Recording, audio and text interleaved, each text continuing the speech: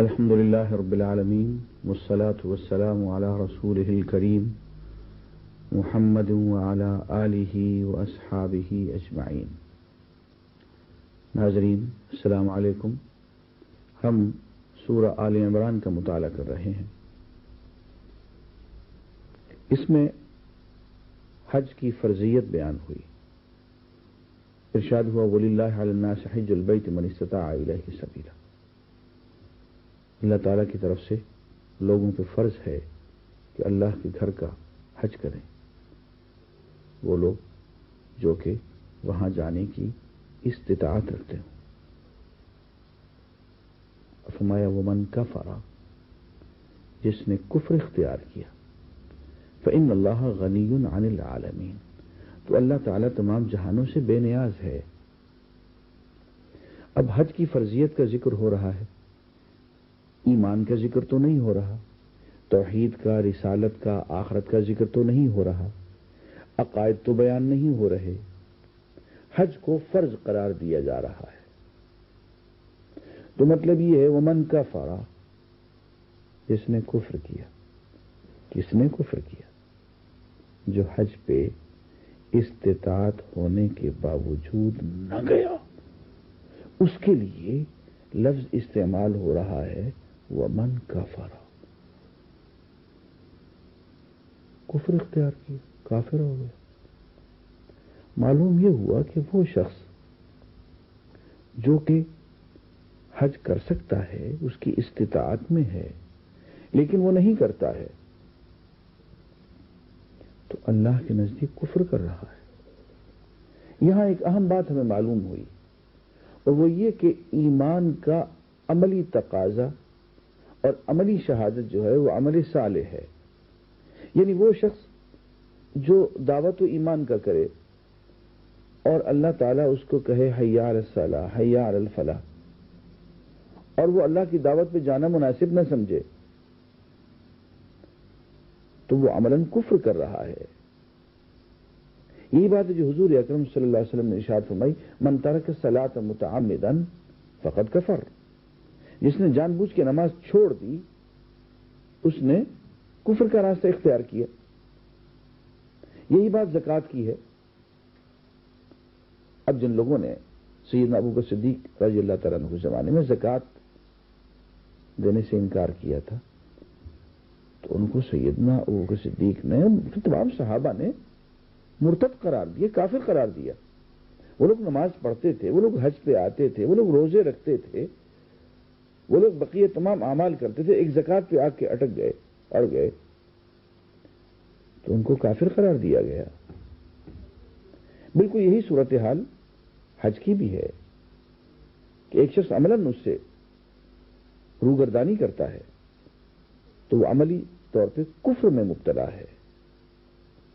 یہی وجہ ہے کہ ہم قرآن مجید میں دیکھتے ہیں، تقریباً 35 جگہوں پہ دیکھتے ہیں کہ ایمان اور عمل صالح کا ذکر ساتھ ساتھ آتا ہے. والعصر ان الانسان لفی خسر الا الذین آمنوا وعملوا الصالحات. آمنوا وعملوا الصالحات تقریباً 35 کے قریب اکٹھے آیا ہے. اس کی وجہ یہ ہے کہ ایمان ہو تو عمل صالح اس کا ایک فطری اور لازمی نتیجہ ہے، اور اگر عمل صالح نہیں ہے تو پتہ چلے گا کہ ایمان یا تو ہے ہی نہیں، اور اگر ہے تو برائے نام ہے. اس لیے کہ ایمان وہ ہوتا ہے جسے ہم خود کما لیں، وہ ہمارا ذاتی شعوری عمل ہوتا ہے، وراثتی چیز نہیں ہے. ہماری مصیبت یہ ہے کہ ہم میں سے 99% لوگ مسلمز بائی برتھ ہیں. وہ اس لیے مسلمان ہیں کہ مسلمان کے گھر پیدا ہو گئے ہیں. وہ مسلمز بائی چانس ہیں، بائی برتھ ہیں، بائی چوائس نہیں ہیں. کسی شعوری عمل کے تحت کسی حق کی تلاش میں پھرتے پھراتے اسلام قبول کرنے کی نوبت نہیں آئی ہے. تو صورتحال یہ ہوئی کہ ایمان اور عمل صالح ایک دوسرے کے لیے لازم و ملزوم ہے. اگر عمل صالح ایمان کی شہادت نہیں دیتا ہے تو ایمان کا وجود مشکوک ہے۔ آگے عمل صالح اور تقوی اور پھر ملت کا آپس کا اتحاد، اس سلسلے میں جو آیت مبارکہ ہمارے سامنے آ رہی ہے، بلکہ آیات مبارکہ ہیں، میرا جی چاہتا ہے کہ میں ان کا ترجمہ آپ کے سامنے پڑھوں۔ یوں شروع ہوتی: یا ایھا الذین آمنوا اتقوا اللہ حق تقاتہ ولا تموتن الا وانتم مسلمون۔ اے لوگو جو ایمان لاؤ، اے لوگو جو ایمان لائے ہو، اللہ سے ڈرو، تقوی اختیار کرو، جیسا کہ اس سے ڈرنے کا حق ہے۔ تم کو موت نہ آئے مگر اس حال میں کہ تم مسلم ہو اور اطاعت گزار ہو۔ بھئی اب موت تو اپنے بس کی چیز نہیں ہے کہ اب موت آئے اور اب نہ آئے، یہ تو ہماری چوائس نہیں ہے، لیکن یہی حکم یہی ہو رہا ہے کہ دیکھو موت نہ آئے، آئے تو اس عالم میں آئے کہ تم اطاعت کی حالت میں ہو۔ مطلب یہ ہے کہ پوری زندگی اطاعت میں گزار دو، جب چاہے وہ موت عطا کر دے، اطاعت کے عالم میں موت آئے۔ اور فرمایا تم سب مل کر اللہ کی رسی کو مضبوط پکڑ لو اور تفرقہ میں نہ پڑو۔ وَاعْتَصِمُوا بِحَبْلِ اللَّهِ جَمِيعًا وَلَا تَفَرَّقُوا۔ اللہ کی رسی کو مضبوطی سے پکڑ لو اور تفرقہ میں نہ پڑو، فرقہ فرقہ نہ بنو۔ عزیزان گرامی، ایسے ہی ہے جیسے ہم کسی سے کہتے ہیں بچے سے کہ بیٹے محنت کر اور کامیاب ہو جا۔ اب یہ دو الگ الگ حکم نہیں ہیں۔ مطلب یہ اگر محنت کرو گے تو کامیاب ہو جاؤ گے، محنت کرو تاکہ تم کامیاب ہو جاؤ۔ بیٹے دوائی کھا لے اور بس صحت مند ہو جا، ان دوائی کھا لے تاکہ تو صحت مند بن جائے۔ یہاں وہی صورتحال ہے۔ وَاعْتَصِمُوا بِحَبْلِ اللَّهِ جَمِيعًا، تو تم سب اللہ کی رسی کو مضبوطی سے پکڑ لو، وَلَا تَفَرَّقُوا، تاکہ تم فرقہ فرقہ نہ بنو۔ معلوم یہ ہوا کہ فرقہ بننے کا، تفرقہ میں پڑنے کا سب سے پہلا، سب سے بنیادی، سب سے بڑا سبب یہ ہے کہ ہم نے اللہ کی اس رسی کو، اس قرآن مجید کو مضبوطی سے نہیں تھاما۔ ہم نے اس کو پڑھائی کب ہے؟ اسی لیے تو کہا جاتا ہے کہ پڑھنے سے پہلے اعوذ باللہ پڑھو، شیطان سے اللہ کی پناہ میں آ جاؤ۔ اس کی سب سے بڑی اسٹریٹجی یہ ہے کہ ہم اس کو پڑھیں ہی نہیں، اور پڑھیں تو بغیر سمجھے پڑھیں، اس میں کبھی غور و فکر و تدبر نہ کریں۔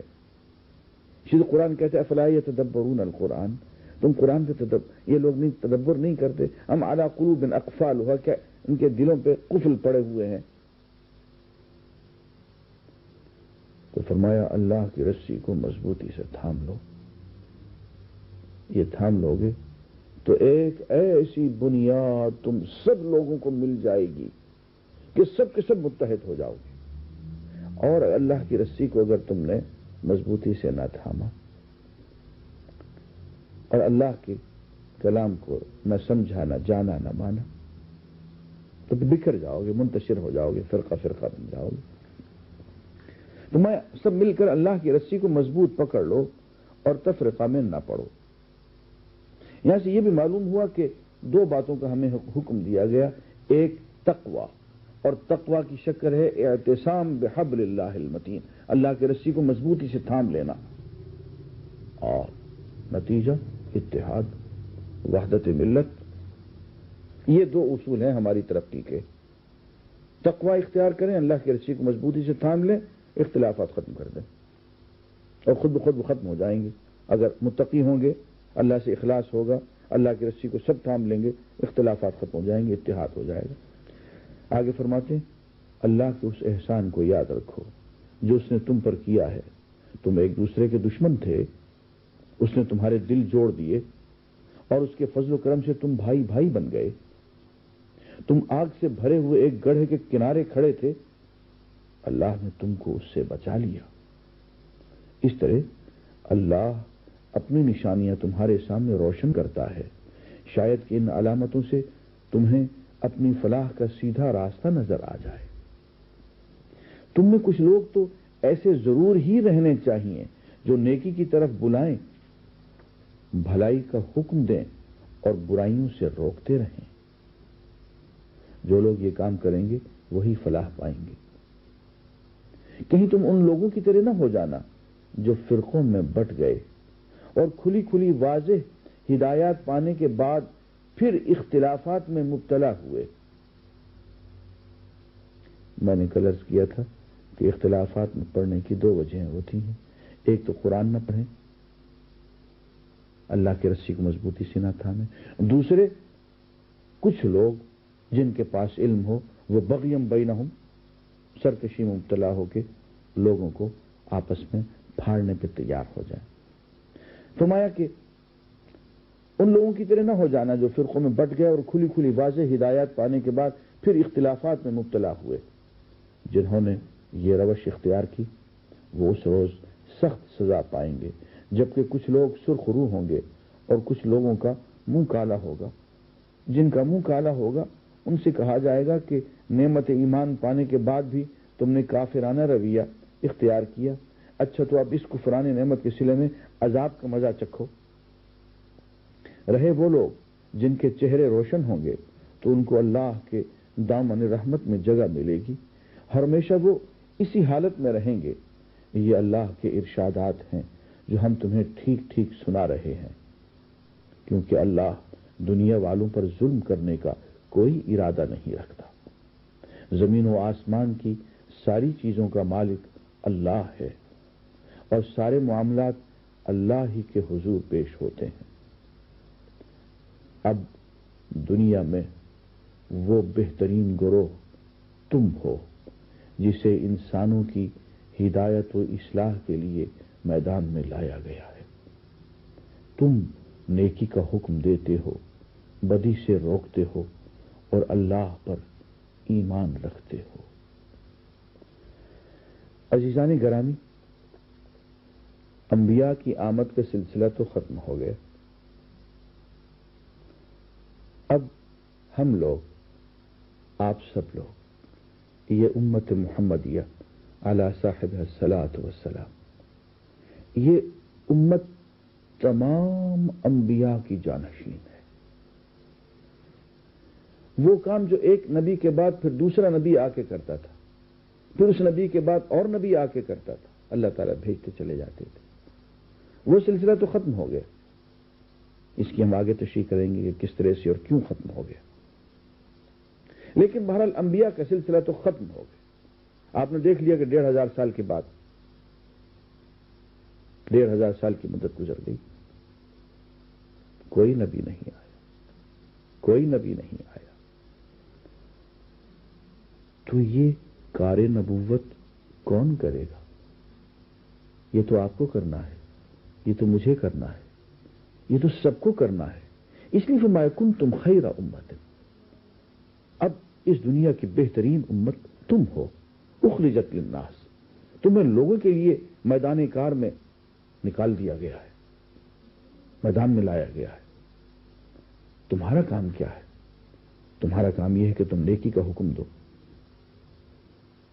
تأمرون بالمعروف وتنہون عن المنکر وتؤمنون باللہ، تم نیکی کا حکم دیتے ہو، نیکی کو نافذ کرتے ہو، برائی سے روکتے ہو، اور یہ سب کام ایمان کی حالت میں اللہ کی محبت میں سرشار ہو کے، اللہ کے رسول کی محبت میں ڈوب کے تم یہ کیا کرتے ہو۔ اس لیے تم خیر امت ہو۔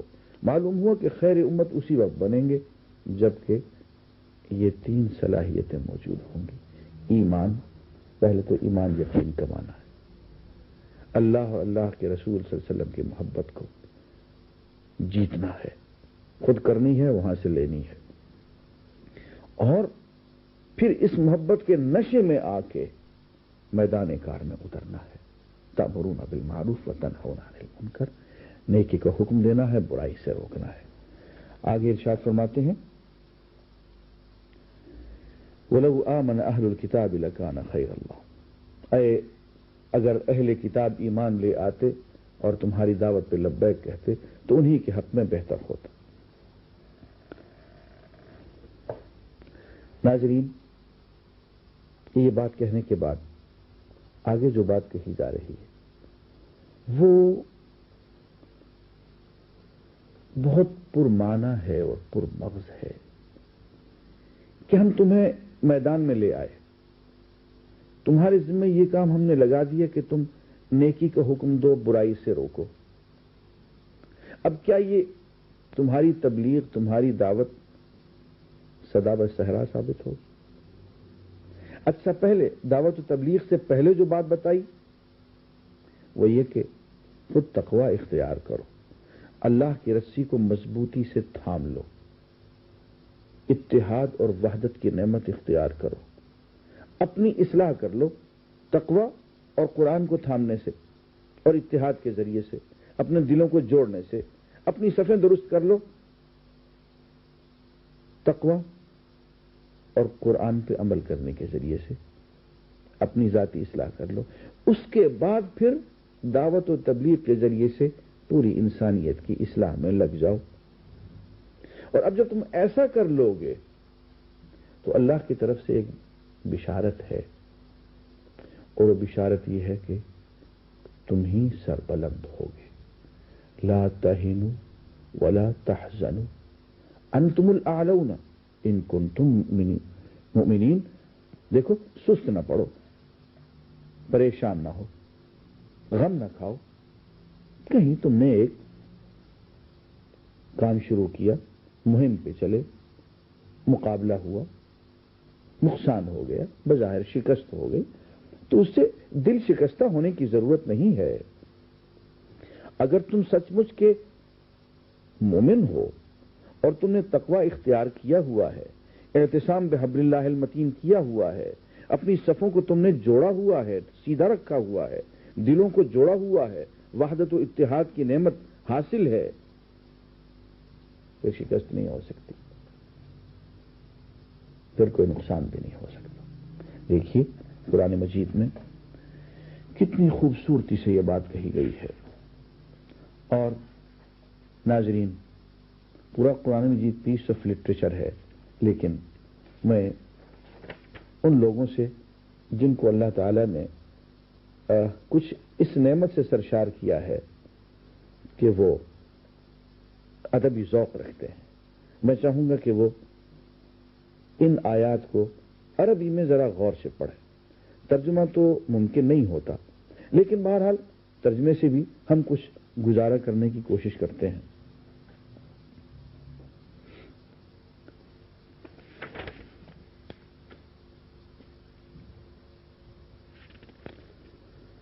پہلے تو یوں کہا، یا ایھا الذین آمنوا لا تأکلوا الربا اضعافا مضاعفا،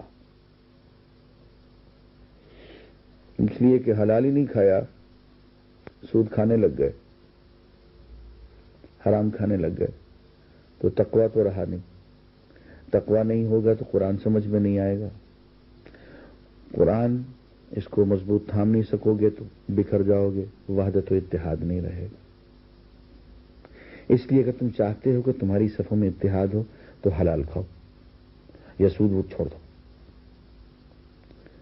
ناظرین، میں نے کل سود پہ گفتگو کی، لیکن مجھے احساس دلایا گیا کہ میں نے سود کے موضوع کو گول کر دیا، تشریح نہیں کی، اور یہ آج کا تقاضا ہے۔ یہاں یوں ارشاد فرمایا گیا، آگے میں اس موضوع کی طرف پلٹوں گا جو ابھی میں نے شروع کیا ہوا ہے، کہ اے لوگوں جو ایمان لائے ہو، یہ بڑھتا اور چڑھتا سود کھانا چھوڑ دو اور اللہ سے ڈرو، امید ہے کہ فلاح پاؤ گے۔ یہ میں پوری آیات پڑھوں گا، لیکن میں سود کے بارے میں چند اشارات آپ کی خدمت میں عرض کرنا چاہتا ہوں۔ پہلی بات تو یہ ہے کہ لوگ ہم سے پوچھتے ہیں کہ جی تم نے سود کا متبادل ہی کیا دیا ہے کہ آج تم کہتے ہو کہ سودی نظام ختم کر دیا جائے۔ ارے بھائی، سودی نظام کو شروع ہوئے کتنا عرصہ ہوا؟ جمعہ 8 دن کی پیدائش۔ اس سے پہلے پوری دنیا میں سودی نظام نہیں تھا، سود لیا جاتا تھا، دیا جاتا تھا، سلسلہ چلتا تھا، لیکن یہ دیکھیے کہ ہم نے اس دنیا پہ 1000 سال حکومت کی ہے، اس میں تجارت قومی بھی تھی، بین الاقوامی تجارت بھی تھی. ہم سود لیتے رہے، سود دیتے رہے. بینکنگ نہیں ہوتی تھی اس زمانے میں، اسٹیٹ انشورنس نہیں ہوتی تھی. کیا تھا وہ نظام؟ کیا ہم پڑھنے کی تکلیف گوارا نہیں کر سکتے؟ اور سنیے، یہ بات کہنا آج کا سب سے بڑا جھوٹ ہوگا کہ سود کا متبادل نظام اہل علم نے پیش نہیں کیا. اہل علم نے بھی پیش کیا ہے، اور ان لوگوں نے بھی پیش کیا ہے جنہیں حکومت نے یہ ذمہ داری دی.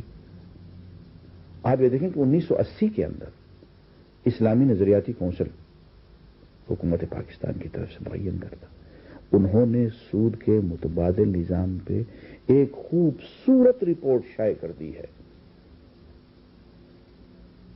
پڑھنا ہی آپ نہ چاہیں، تیرا ہی دل نہ چاہے تو باتیں ہزار ہیں. وہ میرے پاس تو رپورٹ موجود ہے، میں نے تو وہ نکال لی، مجھے تو حکومت نے دے دی. اور لوگوں سے کیا حکومت نے چھپا رکھی؟ کیا پابندی اس بات پہ عائد ہے ان لوگوں پہ جو کہ سود کے بارے میں غور و فکر کرنے والے ہیں؟ کیا پابندی عائد ہے کہ اس رپورٹ کو نہ پڑھا جائے؟ ہماری حکومت نے اس متبادل نظام کو پیش کر دیا ہے، دنیا بھر کے علماء نے پیش کیا ہے، لیکن میں اس ملک کی حکومت کو مبارکباد پیش کرتا ہوں کہ انہوں نے متبادل نظام پیش کیا ہوا ہے. خود اسلامی نظریاتی کونسل نے پیش کیا ہوا ہے، ان کی 1980 میں یہ رپورٹ شائع ہو چکی ہے. اب اگر ہمارا طالب علم، ہمارا بیوروکریٹ، ہمارا اکانومسٹ یا ہمارا قانون ساز اس رپورٹ کو نہ پڑھنا چاہے، لائبریری میں جا کے نہ دیکھنا چاہے، تو اس میں نہ تو اسلامی نظریاتی کونسل کا بھی قصور نہیں ہے، اس میں تو حکومت کا بھی قصور نہیں ہے. ہاں، نافذ کرنے والے اداروں کا قصور ہے کہ انہیں اس معاملے میں زیادہ سنجیدگی اختیار کرنی چاہیے. اور سود کے بارے میں ایک سوال میں آپ کے سامنے پیش کرتا ہوں، خدا کے لیے اس پہ غور کر لیجئے. میں اطلاع عرض کرتا ہوں کہ اس وقت دنیا کی امیر ترین قوم مسلمان ہے. دنیا کا سب سے امیر ترین انسان مسلمان ہے. سب سے امیر ترین ملک مسلمان ہے. جو ذرائع تیل کے، معدنیات کے، زراعت کے مسلمانوں کے پاس ہیں، کسی اور قوم کے پاس نہیں ہے. اور ایک سخت بات میں آپ سے کرتا ہوں، اس پہ غور کیجیے گا، اس کی میں تشریح یہاں فی الحال نہیں کروں گا. اسلامی ممالک کی جو دولت اور ثروت سود پہ دی گئی ہے وہ بلینز اور ٹریلینز اور ملٹی ٹریلینز میں ہے. اور یورپ اور امریکہ کے بینکوں میں ہے.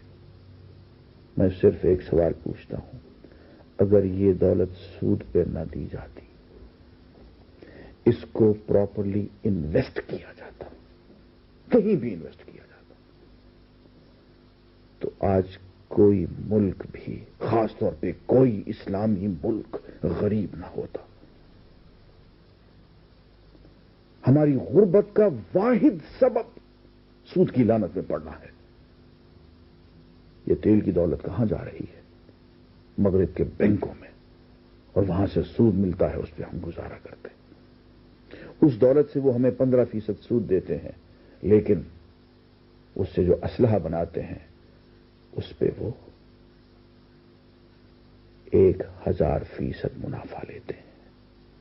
1000 میں سے 15 ہمیں دے دیتے ہیں اور 985 خود رکھ لیتے ہیں. اتنی سی فیکشن فگرز ہماری سمجھ میں نہیں آ سکتی تو ہم سے بے وقوف اور کون ہوگا؟ وآخر دعوانا الحمدللہ رب العالمین.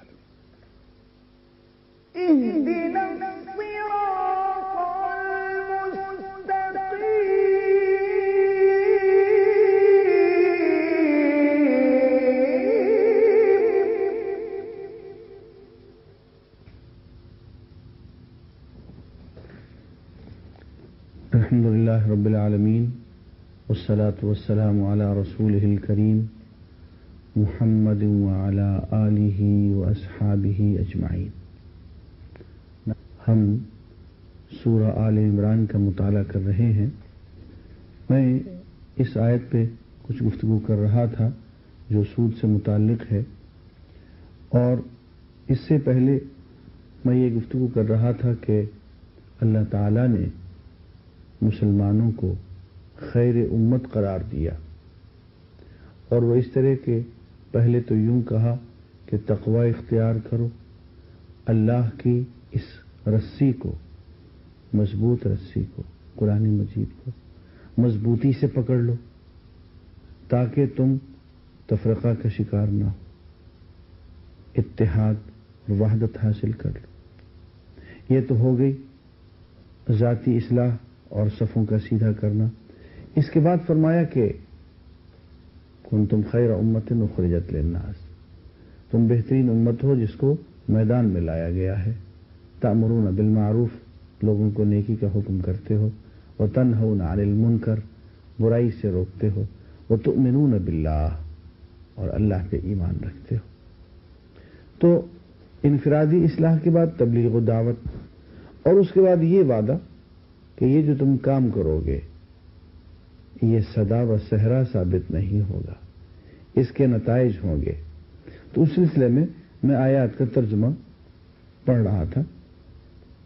ارشاد باری تعالیٰ ہے، اے لوگو جو ایمان لائے ہو، یہ بڑھتا اور چڑھتا سود کھانا چھوڑ دو اور اللہ سے ڈرو، امید ہے کہ فلاح پاؤ گے۔ اس آگ سے بچو جو کافروں کے لیے مہیا کی گئی ہے، اور اللہ اور رسول کا حکم مان لو، توقع ہے کہ تم پر رحم کیا جائے گا۔ دوڑ کر چلو اس راہ پر جو تمہارے رب کی بخشش اور اس جنت کی طرف جاتی ہے جس کی وسعت زمین اور آسمانوں جیسی ہے، اور وہ ان خدا ترس لوگوں کے لیے مہیا کی گئی ہے جو ہر حال میں اپنے مال خرچ کرتے ہیں، خواہ بدحال ہوں یا خوشحال، جو غصے کو پی جاتے ہیں اور دوسروں کے قصور معاف کر دیتے ہیں۔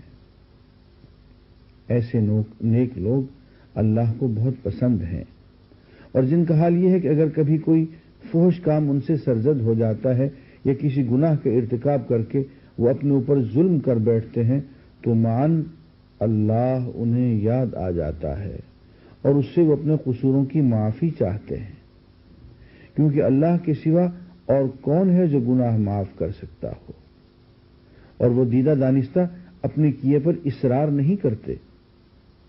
ایسے لوگوں کی جزا ان کے رب کے پاس یہ ہے کہ وہ ان کو معاف کر دے گا اور ایسے باغوں میں انہیں داخل کرے گا جن کے نیچے نہریں بہتی ہوں گی، اور وہاں وہ ہمیشہ رہیں گے۔ کیسا اچھا بدلہ ہے نیک عمل کرنے والوں کے لیے۔ تم سے پہلے بہت سے دور گزر چکے ہیں، زمین میں چل پھر کر دیکھ لو کہ ان لوگوں کا کیا انجام ہوا جنہوں نے اللہ کے احکام و ہدایت کو جھٹلایا۔ یہ لوگوں کے لیے ایک صاف اور صریح تنبیہ ہے، اور جو اللہ سے ڈرتے ہوں ان کے لیے ہدایت اور نصیحت۔ دل شکستہ نہ ہو، غم نہ کرو، تم ہی غالب رہو گے اگر تم مومن ہو۔ اس وقت اگر تمہیں چوٹ لگی ہے تو اس سے پہلے ایسی ہی چوٹ تمہارے مخالفین فریق کو بھی لگ چکی ہے۔ یہ تو زمانہ کے نشیب و فراز ہیں جنہیں ہم لوگوں کے درمیان گردش دیتے رہتے ہیں۔ تم پر یہ وقت اس لیے لایا گیا کہ اللہ دیکھنا چاہتا تھا کہ تم میں سچے مومن کون ہیں، اور ان لوگوں کو چھانٹ لینا چاہتا تھا جو واقعی راستی کے گواہ ہوں، کیونکہ ظالم لوگ اللہ کو پسند نہیں ہیں۔ تو ناظرین، بات یہ ہوئی کہ اللہ تعالی نے یہ وعدہ فرمایا کہ اگر تم ذاتی اصلاح کے بعد قرآن مجید پر عمل کرتے ہوئے، اپنی صفوں کو درست رکھتے ہوئے، اتحاد و یگانگت رکھتے ہوئے تم نے اگر تبلیغ و جہاد شروع کی تو پھر یہ ہے کہ لا تہنوا ولا تحزنوا، پھر نہ دل شکستہ ہو اور نہ غم کھاؤ، انتم الاعلون، تم ہی سر بلند ہوگے، تم ہی غالب آ کر رہو گے، ان کنتم مؤمنین، بس شرط یہ ہے کہ اگر تم سچے مومن ہو۔ ناظرین، یہاں سے معلوم ہوا کہ غلبہ، حکومت، سربلندی، عزت اس دنیا میں اور آخرت میں مومنین کے لیے لکھ دی گئی ہے، بشرطے کہ وہ مومنین ہوں۔ ان کی حیثیت پیپر ٹائگر کی سی نہ ہو۔ اس وقت کیفیت یہ ہے کہ ہم بھوس بھرے شیر کی طرح سے ہیں۔ ایک بھوس بھرے شیر کو آپ کمرے میں رکھ دیں، یعنی شیر جس کے اندر بھوس بھر دیں، اوپر سے شیر کی کھال ہے، وہی ہیبت، وہی سب کچھ۔ اس بھوس بھرے شیر کے سامنے بچے کو لائیں، ڈر جائے گا، لیکن یہی بچہ جب دیکھے گا کہ شیر کے اندر کوئی جان نہیں ہے تو وہ آہستہ آہستہ شیر کے قریب آئے گا، اس سے کھیلنے لگ جائے گا، چیر پھاڑ کے رکھ دے گا، سارا بھوس باہر ہوگا، کھال ادھر ہوگی۔ اب کہنے کو ایک کمزور بچے نے شیر کو پچھاڑ دیا لیکن وہ شیر نہیں تھا، وہ شیر کی صورت تھی۔ ادھر بچہ دیکھنے میں کمزور تھا، لیکن وہ ایک چلتی پھرتی حقیقت تھی، وہ صورت نہیں تھی۔ ہم لوگ اسلام کی اور مسلمانوں کی ایک صورت ہے، ایک نقل ہے، ایک فارم ہے، ایک شکل ہے۔ ہم میں اسلام کی حقیقت، اسلام کی روح موجود نہیں ہے، اس لیے کہ اسلام کی روح تو اللہ کا پیغام ہے، قرآن ہے، اور میں نے عرض کیا کہ وہ ہم میں 1000 میں سے ایک نے بھی سمجھ کے نہیں پڑھا ہے۔ تو اس اعتبار سے ہماری حیثیت جو ہے وہ بھوس بھرے شیر کی ہے۔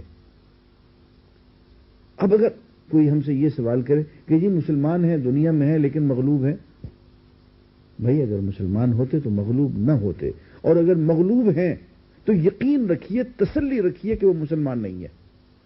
میں معافی چاہتا ہوں۔ آگے چل کے حضور اکرم صلی اللہ علیہ وسلم کے بارے میں ایک بات، اور یہ عہد کہ یہ دعوت کا اور جہاد کا کام، یہ دین پہ استقامت کا کام ہر حال میں کرنا ہے، حتیٰ کہ حضور اکرم صلی اللہ علیہ وسلم کی وفات کے بعد بھی کرنا ہے۔ اب ارشاد ہے وما محمد الا رسول قد خلت من قبلہ الرسل، محمد صلی اللہ علیہ وسلم اس کی سوا کچھ نہیں کہ بس ایک رسول ہیں، ان سے پہلے اور رسول بھی گزر چکے ہیں۔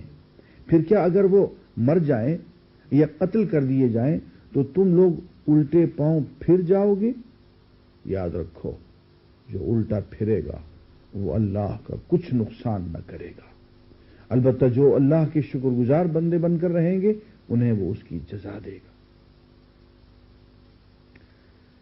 ناظرین، یہ بیان کرنے کے بعد اب فوراً ایک اور موضوع کی طرف پہنچا دیا، اور وہ موضوع جو ہے یہ ہے کہ حضور اکرم صلی اللہ علیہ وسلم نے اس کام کے لیے اپنی ہر راحت کو تج دیا، اپنے ہر آرام کو قربان فرما دیا، اور ہر شخص کی غلط سے غلط، سخت سے سخت بات کو بھی برداشت کیا، انتہائی بے نفسی کے عالم میں۔ اور یہ کہ حضور نے دین سیکھنے سکھانے کے لیے، دین پھیلانے کے لیے کیا قربانی دی اور کس طرح اپنے آپ کی نفی کر دی، اس کی شہادت قربان دیتا ہے، قرآن مجید دیتا ہے۔ ارشاد گرامی ہے، اور یہ سورہ آل عمران کی 159ویں آیت ہے، فَبِمَا رَحْمَةٍ مِّنَ اللَّهِ لِنْتَ لَهُمْ سے شروع ہوتی ہے۔ اے پیغمبر، یہ اللہ کی بڑی رحمت ہے کہ تم ان لوگوں کے لیے بہت نرم مزاج واقع ہوئے ہو، ورنہ اگر کہیں تم تند خو اور سنگ دل ہوتے تو یہ سب تمہارے گرد و پیش سے چھٹ جاتے، بھاگ جاتے۔ ان کے قصور معاف کر دو، ان کے حق میں دعائے مغفرت کرو۔ یہ بھی سوچتے جائیے کون کس سے کہہ رہا ہے۔ ان کے قصور معاف کر دو، ان کے حق میں دعائے مغفرت کرو، اور دین کے کام میں ان کو بھی شریک مشورہ رکھو۔ پھر جب تمہارا عزم کسی رائے پر مستحکم ہو جائے تو اللہ پر بھروسہ کرو۔ اللہ کو وہ لوگ پسند ہیں جو اسی کے بھروسے پر کام کرتے ہیں۔ اللہ تمہاری مدد پر ہو تو کوئی طاقت تم پر غالب آنے والی نہیں، اور وہ تمہیں چھوڑ دے تو اس کے بعد کون ہے جو تمہاری مدد کر سکتا ہے؟ بس جو سچے مومن ہیں ان کو اللہ ہی پر بھروسہ رکھنا چاہیے۔ عزیزان گرامی، حضور اکرم صلی اللہ علیہ وسلم کے بارے میں یہ اللہ کی شہادت کہ اللہ کے فضل و کرم سے حضور اکرم صلی اللہ علیہ وسلم بہت نرم خو ہیں، رحمت للعالمین ہیں، رحم دل ہیں، اور پھر اس بات کو پسند فرما کے اللہ تعالی مزید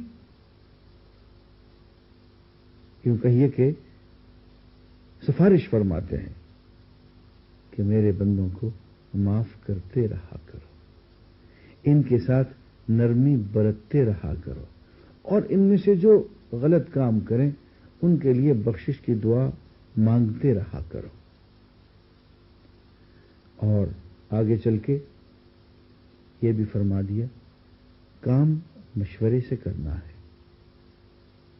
حالانکہ نبی کو مشورے کی ضرورت نہیں ہوتی۔ نبی صلی اللہ علیہ وسلم جن کو راست اللہ کی طرف سے حکم آ رہا ہے، جن کا علم اللہ تعالی سے لیا ہوا ہے،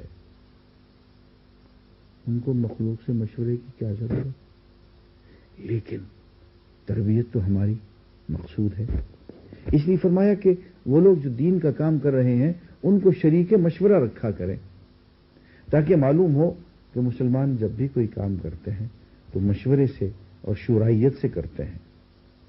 ہاں، اتنی بات ضرور ہے کہ ہم لوگ سمپل میجورٹی کے غلام نہیں ہیں، اور سمپل میجورٹی جو ہے، سادہ اکثریت جو ہے، اس سے ہم بہکتے نہیں ہیں۔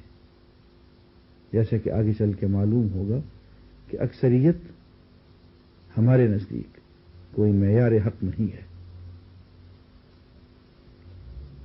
اور فرمایا کہ ہاں، جب مشورہ کر لو اور کسی نتیجے پر پہنچ جاؤ تو پھر اللہ پہ بھروسہ کرو اور پھر کام کو شروع کر دو۔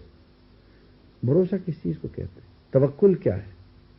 توکل اس بات کا نام ہے کہ انسان جتنے اسباب اس دنیا میں سے اختیار کر سکتا ہے وہ کر لے، اس کے بعد اللہ پہ چھوڑ دے۔ مثلا ایک کسان ہے، وہ زمین کو نرم کرتا ہے، اس میں ہل چلاتا ہے، اس میں بیج ڈالتا ہے، پھر اس میں پانی دیتا ہے، پھر اس بیج کی حفاظت کرتا ہے، اور پھر اللہ پہ بھروسہ کرتا ہے۔ اس لیے کہ کسان یہی کچھ کر سکتا تھا۔ اب بیج میں سے کونپل کو اگانا یہ کسان کے بس کی بات نہیں ہے، یہ تو اللہ تعالیٰ کرے گا۔ تو جو کچھ انسان کر سکتا ہے، جو کچھ کسان کر سکتا ہے وہ کر گزرتا ہے، اس کے بعد جہاں اس کے اسباب کی حد ختم ہو جاتی ہے وہاں وہ ہاتھ کھڑے کر دیتا ہے۔ اسے بھروسہ کہتے ہیں۔ یہاں سے دعا شروع ہوتی ہے، بھروسہ شروع ہوتا ہے۔ کہتے ہیں عزم کر لیا، اسباب اختیار کر لیے، اب اللہ کا نام لے کے بڑھتے چلے جاؤ، اب اللہ پہ بھروسہ کرو، اور اللہ پہ بھروسہ کرو گے تو اللہ تعالیٰ تمہاری مدد کرے گا۔ اور اگر وہ مدد پہ اتر آیا تو پھر کسی اور کی مدد کی ضرورت نہیں ہے. اس لیے کہ اصل super power, the real super power, وہ اللہ کی ذات ہے. اگر اللہ کی ذات سے تعلق قائم ہو جائے تو پھر ہر پاور، خواہ وہ سپر پاور کیوں نہ ہو، وہ چلتا پھرتا سایہ نظر آتی ہے. اور اگر اللہ کی ذات سے تعلق کمزور ہو جائے تو ہر تیلی تنبولی سپر پاور نظر آتا ہے. آگے چل کے یوں ارشاد فرمایا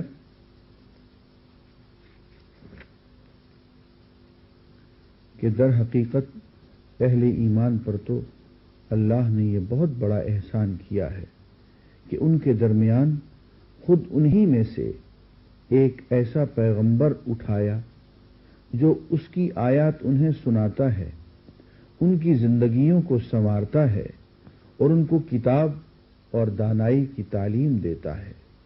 حالانکہ اس سے پہلے یہی لوگ صریح گمراہیوں میں پڑے ہوئے تھے.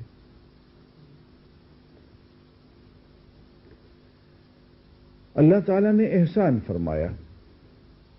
ویسے تو اللہ کے بے شمار احسانات ہیں ہم پہ. وَإِن تَعُدُّوا نِعْمَةَ اللَّهِ لَا تُحْصُوهَا، اگر تم اللہ کی نعمتوں کو گنو تو انہیں حیطہ شمار میں نہ لا سکو، گن نہ سکو. لیکن بہت کم ایسا ہوا ہے کہ اللہ تعالیٰ نے اپنا کوئی احسان جتوایا ہو. یہاں ایک احسان جتا رہے ہیں.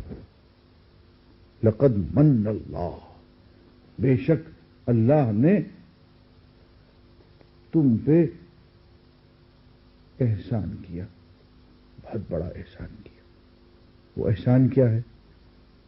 اذ بعث فیہم رسولا من انفسہم، کہ اللہ نے بندوں میں، اپنے بندوں میں ایک رسول بھیجا.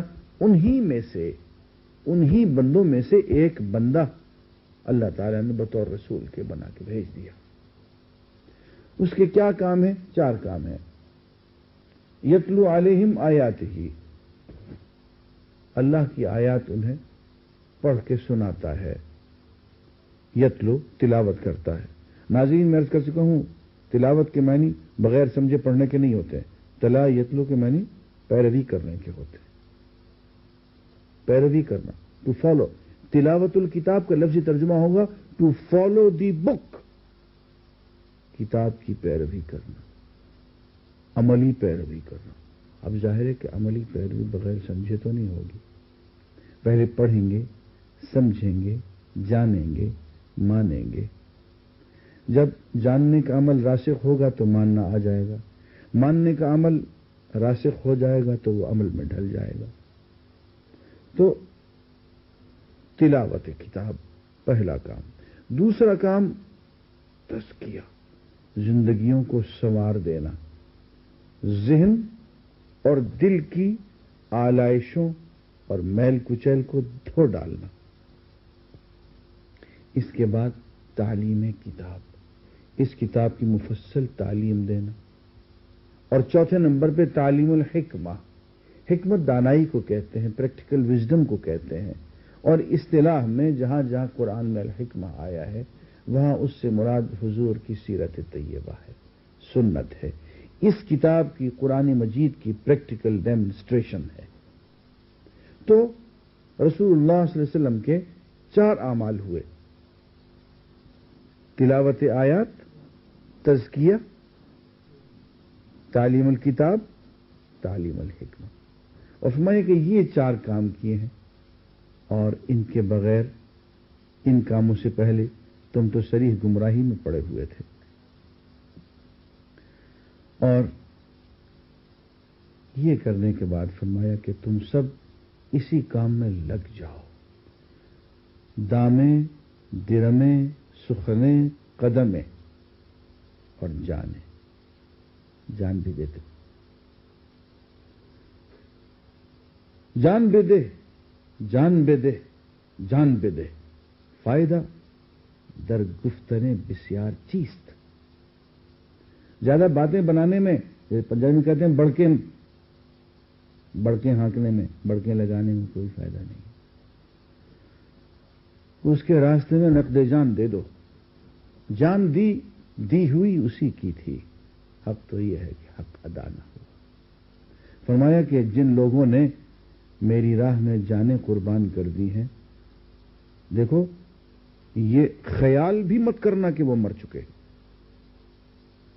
وہ لوگ زندہ ہیں، مردہ تم ہوگے، وہ زندہ ہیں. یہاں ایک قاعدے کی بات عرض کر دوں. اللہ تعالیٰ کا یہ طریقہ ہے کہ جو چیز اللہ کی راہ میں قربان کر دی جائے، اللہ تعالیٰ وہی چیز کئی گنا کر کے لوٹا دیتے. کوئی شخص مال اللہ کے راستے میں دے دے، اللہ تعالیٰ اسی مال کو کئی گنا کر کے لوٹا دیتے.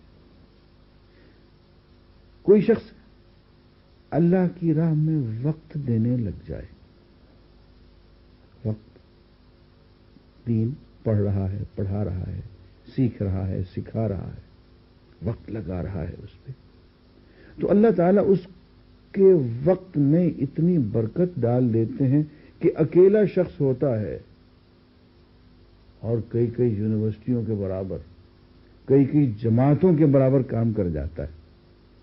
دیکھیے امام غزالی کا حال، اکیلے شخص کا کام سینکڑوں یونیورسٹیوں سے زیادہ ہے. چڑھتی ہے جب فقر کی سان پہ تیغ خودی، ایک سپاہی کی ضرب کرتی ہے کار سپاہ. اکیلا آدمی پورے لشکر پہ بھاری ہو جاتا ہے، اس لیے کہ اللہ تعالیٰ اس کے وقت میں برکت دے دیتے ہیں. ایسے ہی جو شخص اللہ کے راستے میں نقد جان پیش کر دے، ایسی زندگی اس کو عطا کرتے ہیں، ایسی زندگی عطا فرماتے ہیں جس کا نقشہ یہاں کھینچا گیا. ذرا غور فرمائیے گا.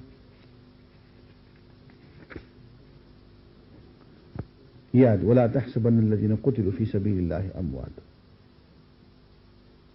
اس سے پہلے فرمایا کہ منافقین کی حالت یہ ہے کہ یہ وہی لوگ ہیں جو خود تو بیٹھے رہے اور ان کے جو بھائی بند لڑنے گئے اور مارے گئے، ان کے متعلق انہوں نے کہہ دیا کہ اگر وہ ہماری بات مان لیتے تو نہ مارے جاتے. ان سے کہو اگر تم اپنے اس قول میں سچے ہو تو خود تمہاری موت جب آئے اسے ٹال کر دکھا دینا.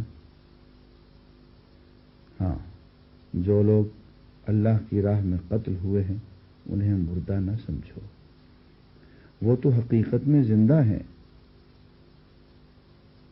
جو مرا تیری طلب میں وہ تو زندہ ہو گیا، وہ تو حقیقت میں زندہ ہیں، اپنے رب کے پاس رزق پا رہے ہیں. جو کچھ اللہ نے اپنے فضل سے انہیں دیا ہے اس پر خوش و خرم ہیں اور مطمئن ہیں کہ جو اہل ایمان ان کے پیچھے دنیا میں رہ گئے ہیں اور ابھی وہاں نہیں پہنچے ہیں، ان کے لیے بھی کسی خوف اور رنج کا موقع نہیں ہے. وہ اللہ کے انعام اور اس کے فضل پر شاداں و فرحاں ہیں اور ان کو معلوم ہو چکا ہے کہ اللہ مومنوں کے اجر کو ضائع نہیں کرتا. کشتگان خنجر تسلیم را ہر زمان از غیب جان دیگر است. اور ان کی حالت، یہ لوگ جو اللہ کے راستے میں نقد جان پیش کرنے والے ہیں، ان کی حالت یہ ہوتی ہے کہ جب انہیں ڈرایا جاتا ہے کہ تم سے 2 اور 3 گنا لشکر آ رہا ہے تو کہتے ہیں ہمیں اللہ کافی ہے، حسبنا اللہ و نعم الوکیل. یہ وہ کلمہ ہے جو سیدنا ابراہیم نے آگ کی طرف جاتے ہوئے پڑھا تھا، حسبنا اللہ و نعم الوکیل. یہ وہ کلمہ ہے جو حضور اکرم صلی اللہ علیہ وسلم نے اور آپ کے جانثار صحابہ نے غزوہ بدر کی طرف بڑھتے ہوئے پڑھا تھا، حسبنا اللہ و نعم الوکیل. میں آیت پڑھتا ہوں، دیکھیے فرمایا، اور وہ جن سے لوگوں نے کہا کہ تمہارے خلاف بڑی فوجیں جمع ہوئی ہیں ان سے ڈرو، تو یہ سن کر ان کا ایمان اور بڑھ گیا اور انہوں نے جواب دیا حسبنا اللہ و نعم الوکیل، کہ ہمارے لیے اللہ کافی ہے اور وہی بہترین کارساز ہے. آخرکار وہ اللہ تعالیٰ کی نعمت اور فضل کے ساتھ پلٹ آئے، ان کو کسی قسم کا ضرر بھی نہ پہنچا اور اللہ کی رضا پر چلنے کا شرف بھی انہیں حاصل ہو گیا. اللہ بڑا فضل فرمانے والا ہے. اب تمہیں معلوم ہو گیا کہ وہ دراصل